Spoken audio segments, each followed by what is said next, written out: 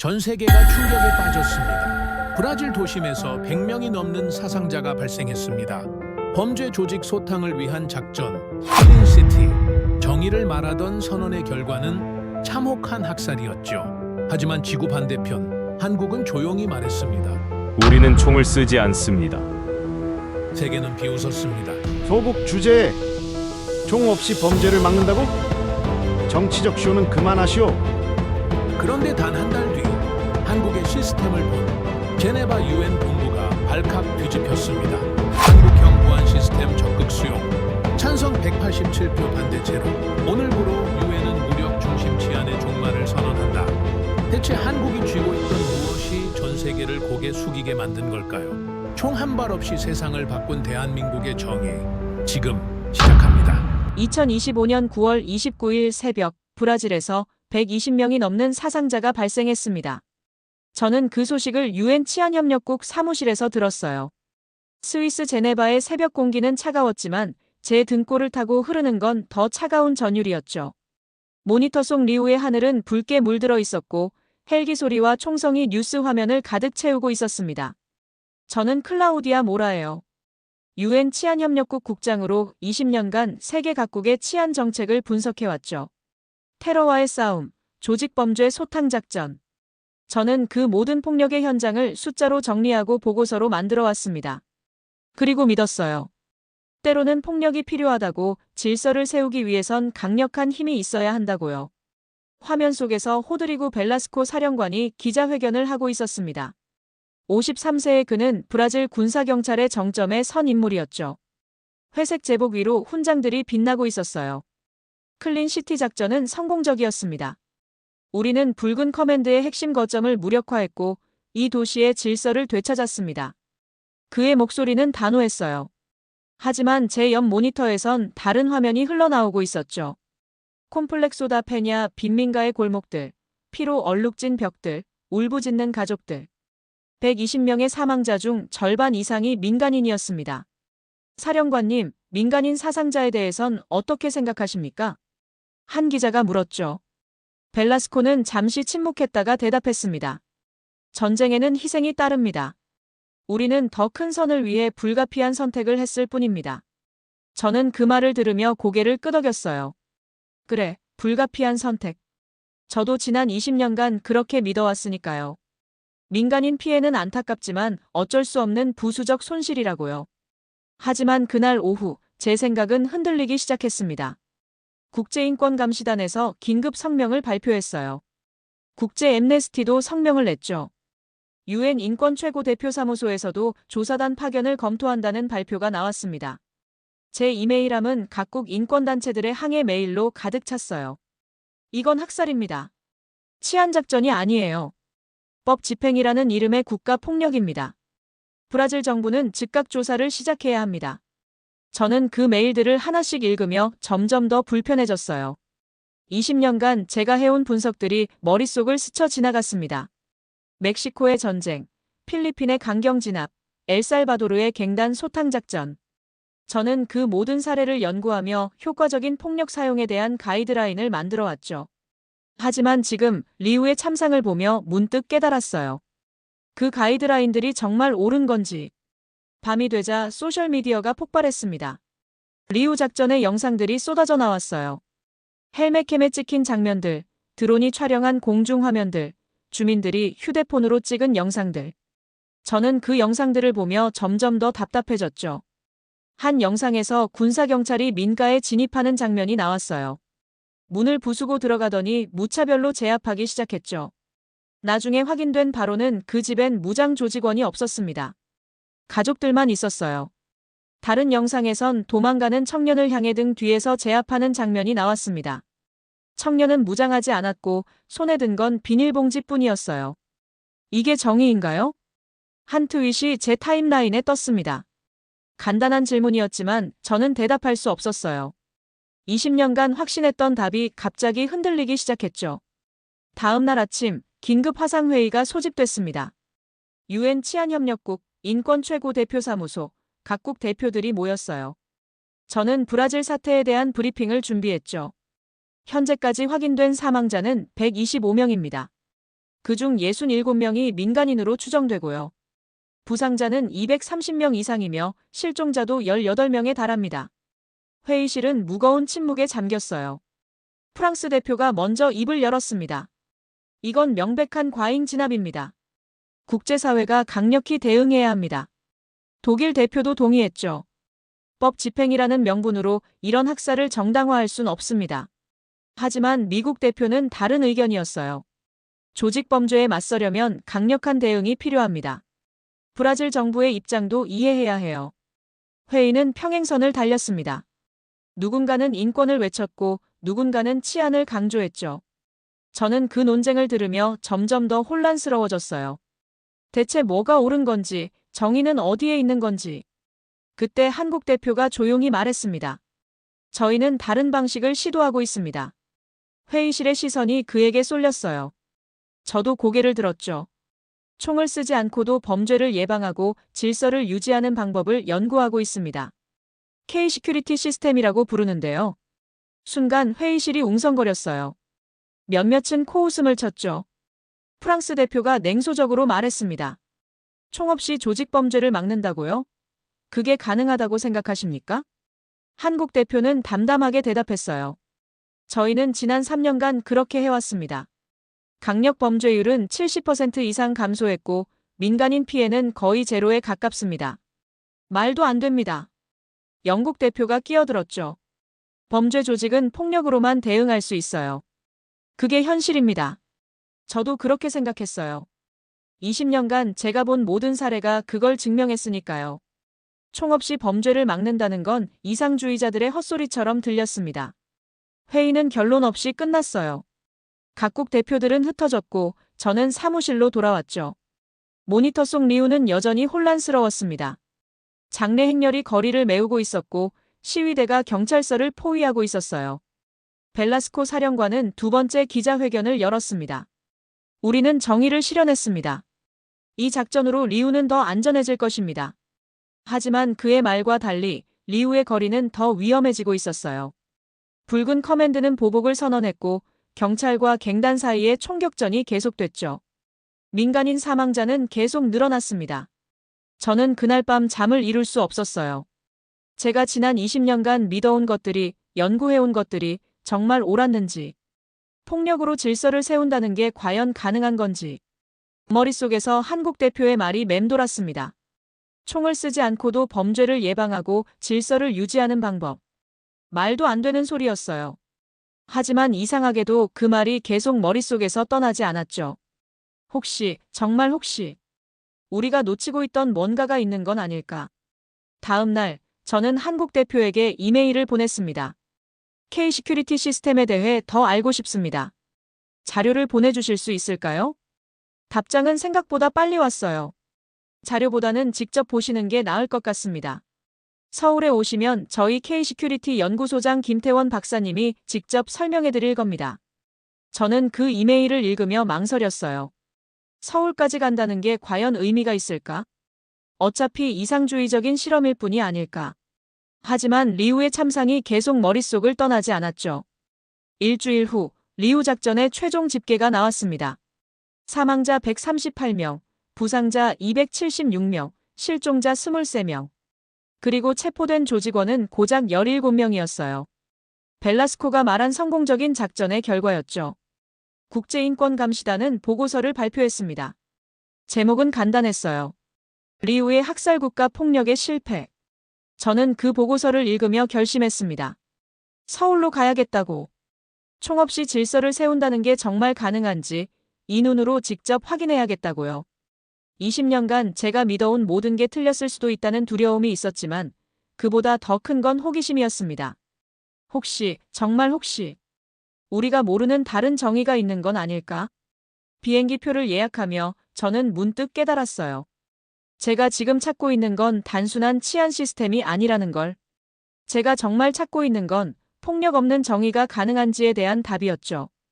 2025년 10월 15일 인천공항에 도착했을 때 저는 여전히 회의적이었습니다. 비행기에서 내리며 유엔 실사단 4명을 바라봤어요. 프랑스의 마르크, 독일의 헬가, 영국의 제임스, 그리고 미국의 케빈. 모두 치안 분야에서 20년 이상 경력을 쌓은 전문가들이었죠. 하지만 그들의 표정에선 기대보다 냉소가 더 많이 보였습니다.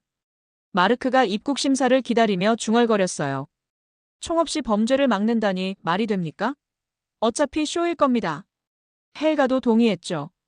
저도 그렇게 생각했어요. 사실 서울로 오기로 결심했을 때도 절반은 의무감이었죠.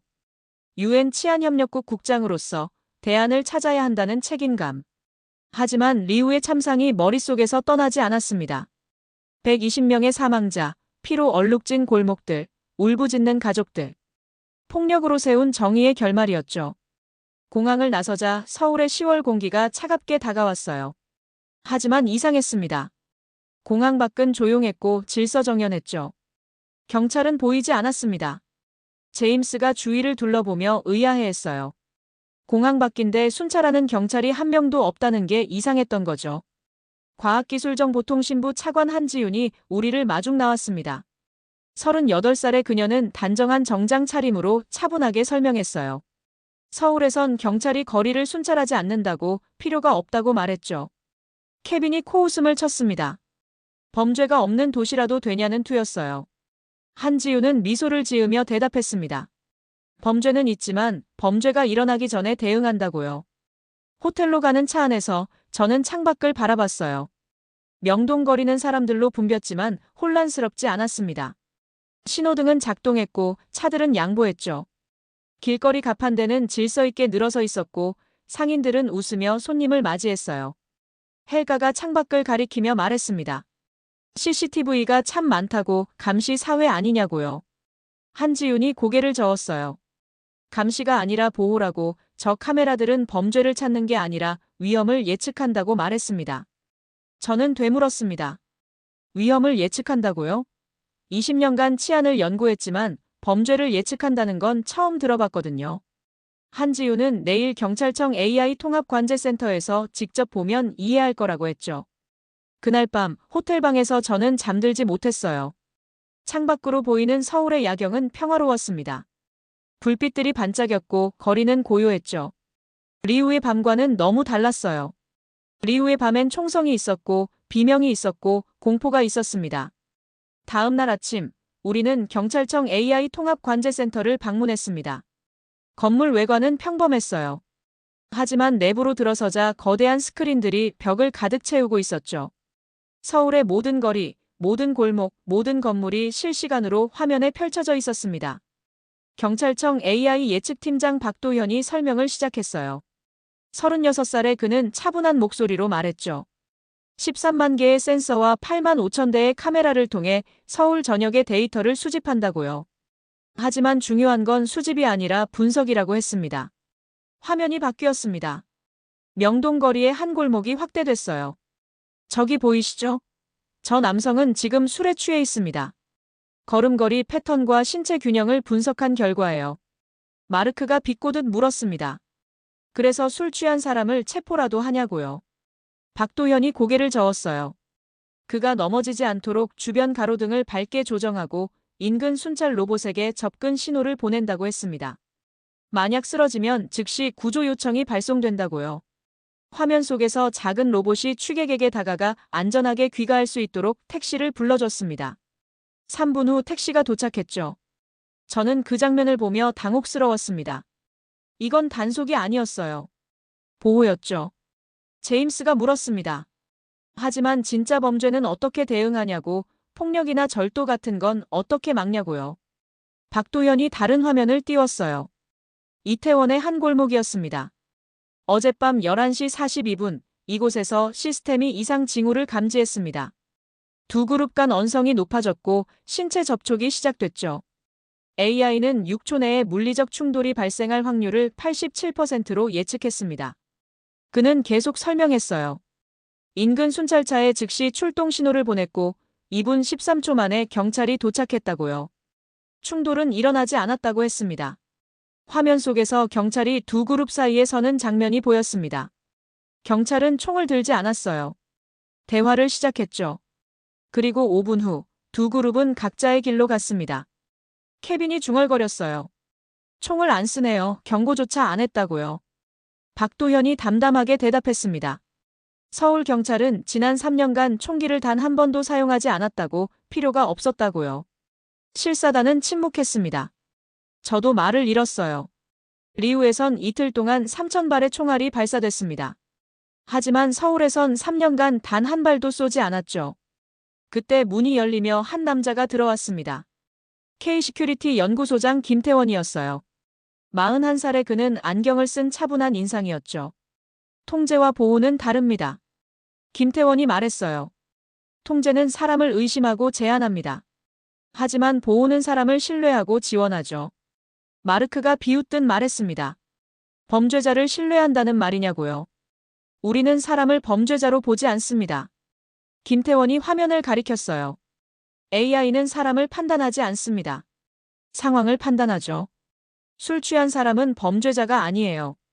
도움이 필요한 시민입니다. 언성을 높인 사람도 마찬가지예요. 그들은 중재가 필요한 거죠. 저는 그 말을 들으며 가슴이 내려앉는 걸 느꼈습니다. 리우에선 모든 사람이 잠재적 범죄자였어요. 골목을 걷는 청년도, 장을 보는 노인도 모두 의심의 대상이었죠. 그래서 총을 쐈습니다. 확인하기 전에, 판단하기 전에. 서울은 총으로 지켜지는 도시가 아닙니다. 김태원이 계속 말했어요. 이건 신뢰의 시스템입니다. 우리는 시민들이 범죄를 저지를 거라고 가정하지 않아요. 대신 그들이 안전한 환경에서 살 권리가 있다고 믿습니다. 한지윤이 자료를 펼쳤어요. 지난 3년간 강력범죄는 37% 감소했다고, 긴급 대응 평균 시간은 2분 13초라고, 그리고 인권 침해율은 0.01% 미만이라고 설명했습니다. 실사단은 숫자를 바라봤습니다. 저도 그 숫자들을 응시했어요. 37%, 2분 13초, 0.01%. 리우와는 너무 달랐죠. 리우는 120명의 사망자를 내고도 범죄율이 오히려 증가했습니다. 그날 오후, 우리는 명동거리를 직접 걸어봤습니다. 김태원이 동행했어요. 그는 횡단보도를 가리키며 설명했죠. 신호등이 보행자의 속도를 감지해서 시간을 조정한다고, 노인이나 장애인이 있으면 자동으로 5초가 연장된다고요. 저는 물었습니다. 그것도 AI가 하는 거냐고요. 네. 하지만 이건 단속이 아니에요.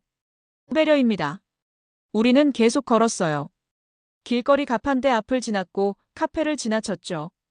모든 게 평화로웠습니다. 경찰은 보이지 않았지만 질서는 유지되고 있었어요. 케빈이 중얼거렸습니다.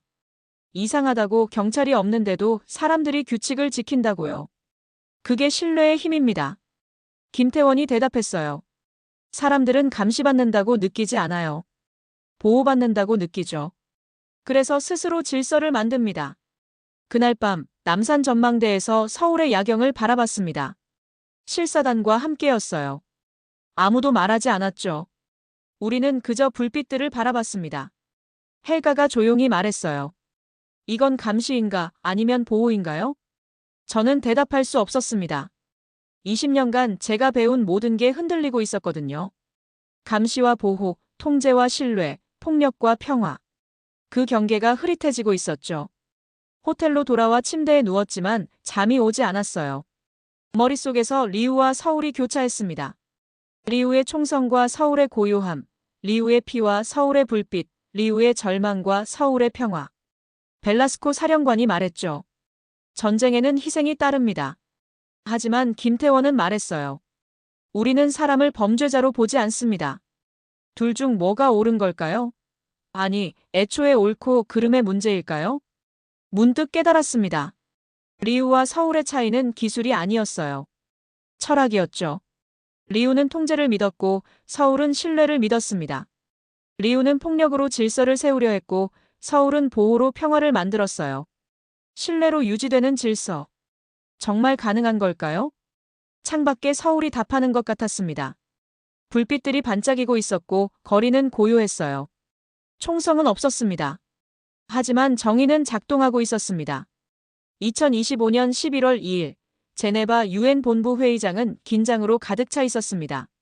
저는 연단 뒤에 서서 40여 개국 대표들을 바라봤어요. 미국, 프랑스, 독일, 브라질, 인도, 영국. 모두 치안 분야의 최고 책임자들이었죠. 그들의 표정은 차갑고 회의적이었습니다. 오늘은 특별 안건이었어요. 무력 중심 치안의 한계와 대안 모색. 리우 참사 이후 유엔은 더 이상 폭력으로 질서를 세우는 방식을 방관할 수 없었죠. 그래서 한국의 K-시큐리티를 시험 모델로 채택했습니다. 실시간 시연을 통해 검증하기로 한 거예요. 하지만 회의장의 분위기는 싸늘했습니다. 미국 대표가 먼저 입을 열었어요. AI 치안이라는 건 결국 감시 체계 아닙니까? 인권 침해의 다른 이름일 뿐이죠. 프랑스 대표도 동의했습니다. 기술로 범죄를 예측한다는 건 사람을 잠재적 범죄자로 취급하는 겁니다. 이건 무죄 추정의 원칙을 위반하는 거예요. 브라질 대표는 더 직설적이었어요. 우리도 충분한 기술을 가지고 있습니다. 문제는 기술이 아니라 범죄 조직의 폭력성이죠. 총 없이 그들을 막을 수 있다는 건 환상입니다. 저는 그들의 말을 들으며 침착하게 숨을 들이쉬었어요. 한 달 전만 해도 저도 똑같이 생각했으니까요. 서울을 보기 전까진 말이죠. 오늘은 말보다 현실을 보여드리겠습니다. 제가 말했습니다. 지금부터 서울경찰청 AI 통합관제센터와 실시간으로 연결하겠습니다. K-시큐리티 연구소장 김태원 박사님이 직접 시연을 진행하실 겁니다. 회의장 전면에 대형 스크린이 켜졌어요. 서울의 통합관제센터가 화면에 나타났죠. 수백 개의 모니터들, 실시간으로 움직이는 데이터들, 그리고 중앙에 선 김태원의 모습이 보였습니다. 안녕하십니까? 김태원이 차분하게 인사했어요. 저는 K-시큐리티 연구소장 김태원입니다. 오늘 여러분께 보여드릴 건 단순한 기술이 아닙니다. 새로운 철학입니다. 독일 대표가 비웃었어요. 철학으로 범죄를 막을 순 없다고 현실을 직시하라고 말했죠. 김태원은 동요하지 않았습니다. 우린 총이 아니라 데이터를 쏩니다. 회의장이 웅성거렸어요. 몇몇은 코웃음을 쳤죠. 하지만 김태원은 계속 말했습니다. 지금부터 서울 시내 12개 구역을 실시간으로 모니터링하겠습니다.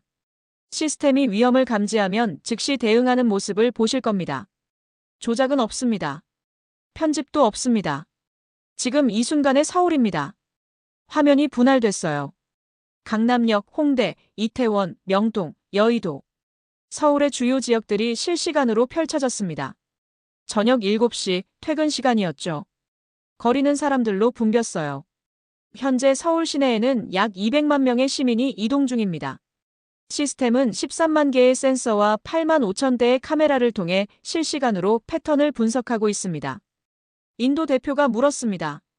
그렇게 많은 사람을 감시한다는 게 인권 침해 아니냐고요. 감시가 아닙니다. 보호입니다. 김태원이 화면을 확대했어요. 강남역 근처의 한 골목이었죠. 저기 보이십니까? 시스템이 이상 행동 패턴을 감지했습니다. 3명의 남성이 한 여성을 따라가고 있습니다. 거리는 30m. 속도는 점점 빨라지고 있죠. 회의장이 조용해졌어요. 모두가 화면을 응시했습니다. AI는 지난 3초간의 움직임을 분석했습니다. 스토킹 패턴과 92% 일치합니다. 지금 출동 신호를 보냅니다. 화면에 빨간 경보가 떴어요. 그리고 1분 53초 후 순찰차가 도착했습니다.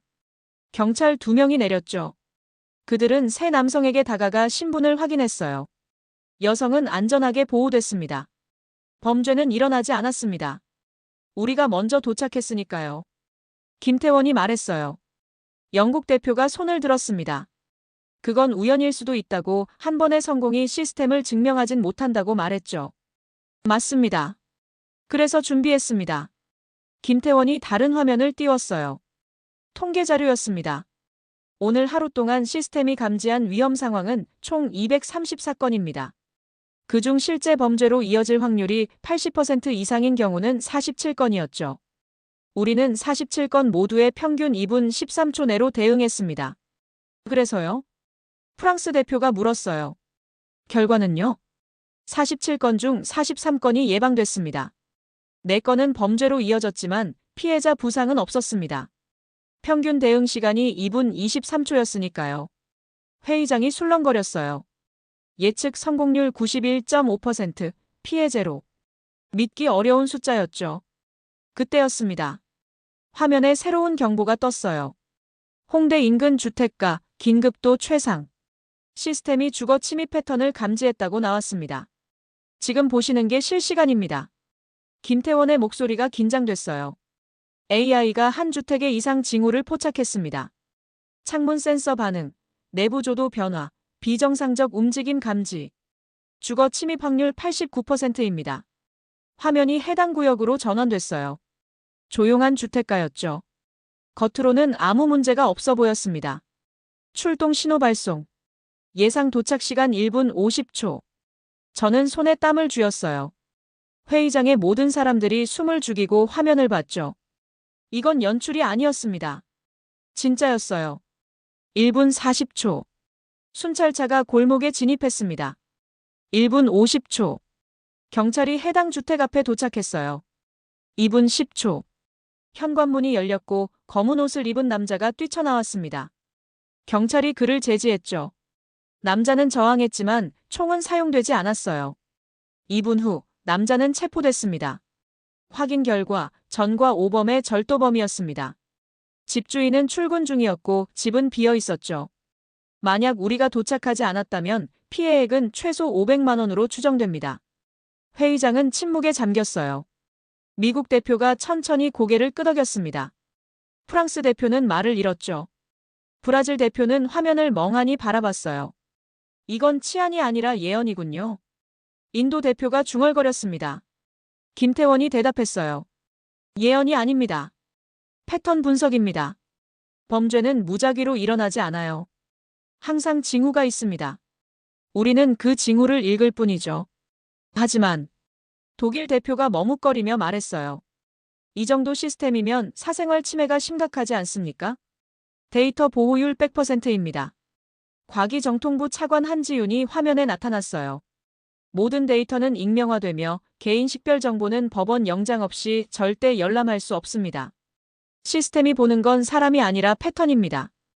영국 대표가 물었습니다. 그래도 오류는 있을 거라고 완벽할 순 없다고요. 맞습니다. 완벽하지 않습니다. 김태원이 인정했어요.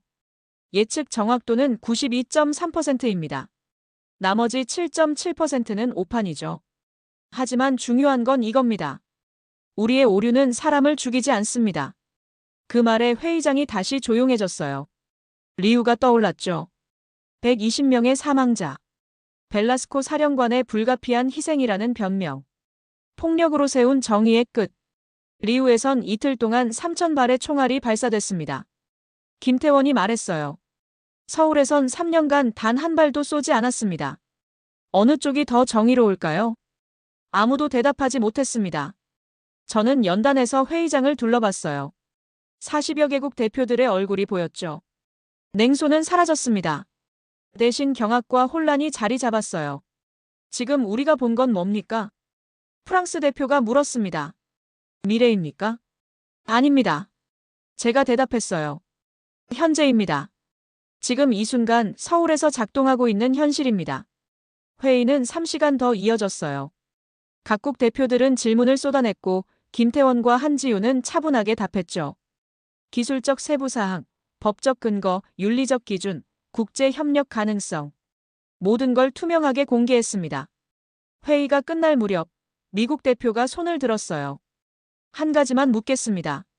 이 시스템을 다른 나라와 공유할 의향이 있습니까? 한지윤이 대답했습니다. 우리는 이미 공유 프로토콜을 준비했습니다. K-시큐리티는 한국만의 것이 아니에요. 인류 전체의 자산이 되어야 한다고 믿습니다. 그날 밤 저는 호텔방에서 창밖을 바라봤어요. 제네바의 밤은 고요했습니다. 하지만 제 머릿속은 폭풍우가 몰아치고 있었죠. 오늘 본 건 단순한 기술 시연이 아니었어요. 패러다임의 전환이었습니다. 폭력의 정의에서 신뢰의 정의로, 통제의 질서에서 보호의 평화로. 세계가 수백 년간 믿어온 방식이 흔들리는 순간이었죠. 20년간 치안을 연구하며 저는 확신했었어요. 범죄와 싸우려면 더 강한 힘이 필요하다고, 때론 폭력이 불가피하다고요. 하지만 서울은 다른 답을 보여줬습니다. 총보다 정확한 데이터, 힘보다 빠른 예측, 폭력보다 효과적인 보호. 휴대폰이 울렸어요. UN 사무총장실에서 온 메시지였죠. 내일 오전 긴급 이사회를 소집합니다. K-시큐리티 국제협력 안건을 논의하겠습니다. 저는 메시지를 읽으며 미소 지었어요. 시작됐구나 하고 생각했죠. 세계가 바뀌기 시작했습니다.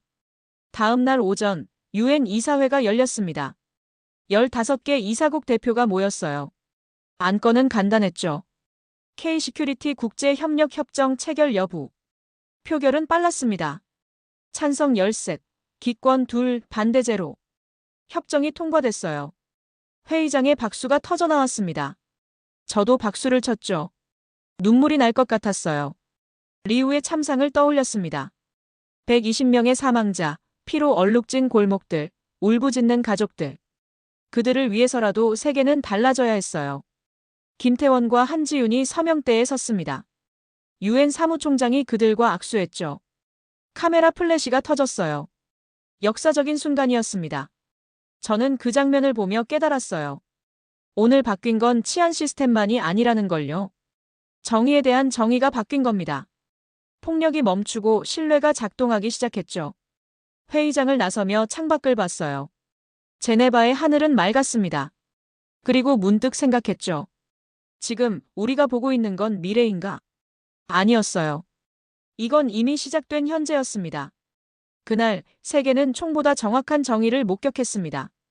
2025년 11월 18일 UN 본부에서 역사가 다시 쓰였습니다. 저는 연단 앞에 서서 결의안 제목을 바라봤어요. 2025년 제47호 결의안, 신뢰 기반 치안 모델. 세계가 공식적으로 인정한 새로운 정의의 기준이었죠. 표결은 압도적이었습니다. 찬성 187개국, 기권 8개국, 반대 0. 회의장에 박수가 울려 퍼졌어요. 저도 박수를 쳤습니다. 20년간 치안을 연구하며 한 번도 상상해 본 적 없던 순간이었죠. UN 사무총장이 선언했습니다. 오늘부로 UN은 무력 중심 치안의 종말을 선언합니다. 우리는 새로운 시대를 시작합니다. 신뢰가 폭력을 대신하는 시대를요. 회의장의 대형 스크린에 통계가 떴어요. 한국 모델 도입을 공식 발표한 나라는 17개국. 브라질도 포함돼 있었습니다. 예측 보고서에 따르면 폭력 진압 피해율이 43% 감소할 거라고 했어요. 시민 참여율은 81%에 달했죠. 국제인권위원회가 특별 보고서를 발표했습니다. 제목은 간단했어요. 데이터로 유지되는 인권의 첫 사례. 보고서는 한국의 K-시큐리티를 인류 역사상 처음으로 기술과 인권이 조화를 이룬 모델이라고 평가했죠. 김태원이 무대에 올랐습니다. 그는 짧게 말했어요. 정의는 기술이 아니라 신뢰로 작동합니다. 오늘 우리가 만든 건 시스템이 아니에요. 철학입니다. 회의가 끝나고 각국 대표들이 한국 대표단을 둘러쌌습니다. 악수가 이어졌고 사진이 찍혔어요. 2달 전만 해도 냉소하던 그들이었죠. 하지만 이제 그들의 눈빛은 달라져 있었습니다. 존중이 담겨 있었어요. 프랑스 대표가 말했습니다. 우리는 200년간 틀린 길을 걸어왔습니다. 한국이 그걸 보여줬어요.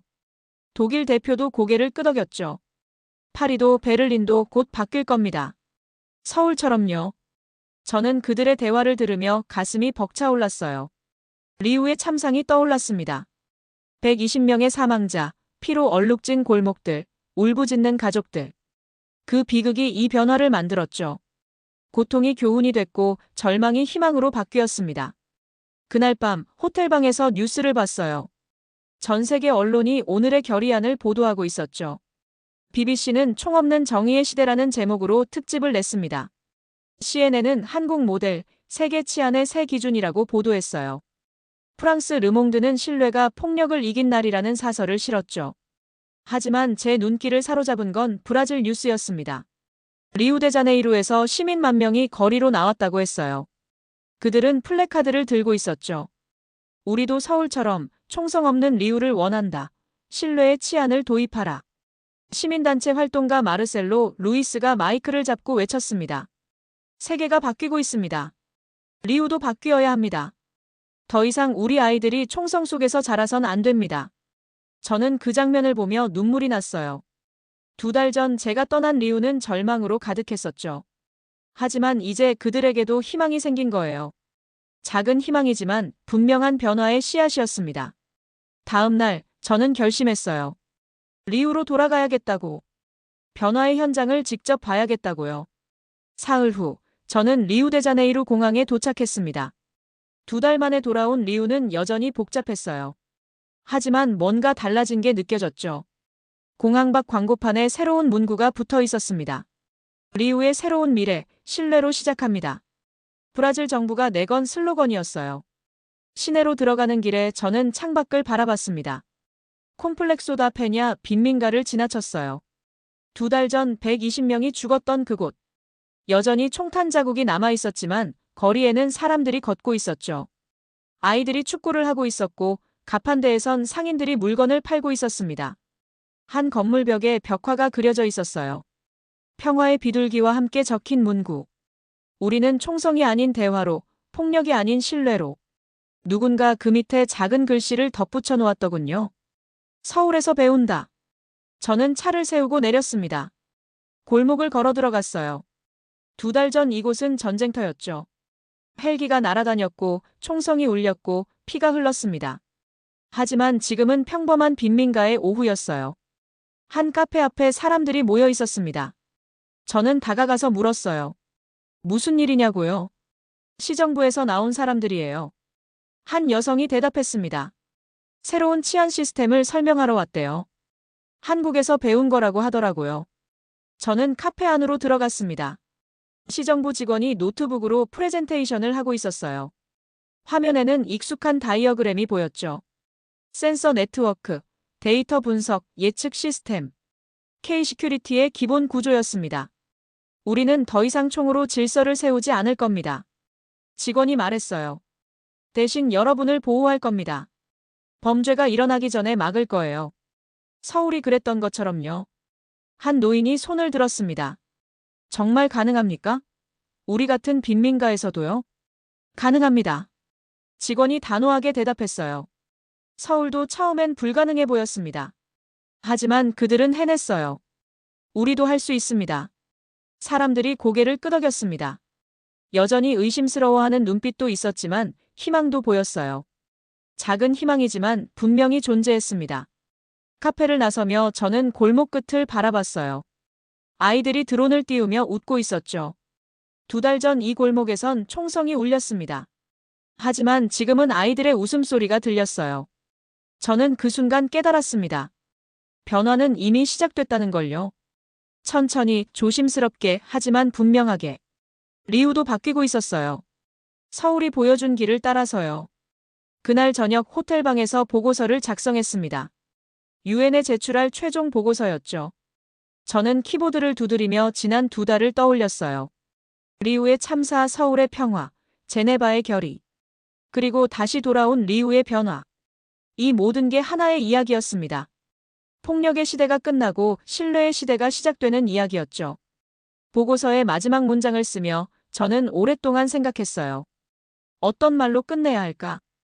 20년간의 믿음이 무너지고 새로운 진실을 발견한 이 여정을 어떻게 요약할 수 있을까? 결국 이렇게 썼습니다. 정의는 언제부터 총을 들기 시작했을까? 우리는 너무 오랫동안 폭력만이 질서를 만든다고 믿었다. 하지만 한국은 다른 답을 보여줬다. 신뢰도 질서를 만들 수 있다고, 보호도 정의가 될 수 있다고. 이제 우리는 어떤 정의를 남겨야 할까? 총구가 아닌 데이터로, 폭력이 아닌 예측으로, 통제가 아닌 신뢰로 작동하는 정의. 그것이 우리가 다음 세대에 물려줘야 할 유산이다. 보고서를 제출하고 저는 창밖을 바라봤어요. 리우의 밤하늘에 별이 떠 있었습니다. 2달 전 이 하늘은 총성과 연기로 가득했었죠. 하지만 지금은 고요했어요. 문득 서울이 그리워졌습니다. 총성 없는 거리, 신뢰로 유지되는 질서, 평화로운 밤. 그곳에서 본 미래가 이제 세계로 퍼져나가고 있었어요. 천천히지만 확실하게요. 다음 날 아침 공항으로 가는 길에 라디오를 켰습니다. 뉴스가 나오고 있었어요. 브라질 정부가 한국과 치안협력 양해각서를 체결했습니다. 내년 3월부터 리우데자네이루와 상파울루의 신뢰 기반 치안 시스템 시범 운영이 시작됩니다. 저는 미소 지었어요. 시작이었습니다. 긴 여정의 첫걸음이었죠. 공항 라운지에서 마지막으로 이메일을 확인했습니다. 김태원에게서 온 메시지가 있었어요. 클라우디아, 당신이 시작한 변화입니다. 리우에서 서울까지, 그리고 다시 세계로. 정의는 이제 총이 아니라 신뢰로 작동합니다. 함께 만든 미래를 축하합니다. 저는 답장을 보냈습니다. 김 박사님, 당신들이 보여준 용기에 감사합니다. 세계는 배웠습니다. 총보다 강한 건 신뢰라는 걸요. 비행기가 이륙했습니다. 창밖으로 리우가 작아져 갔어요.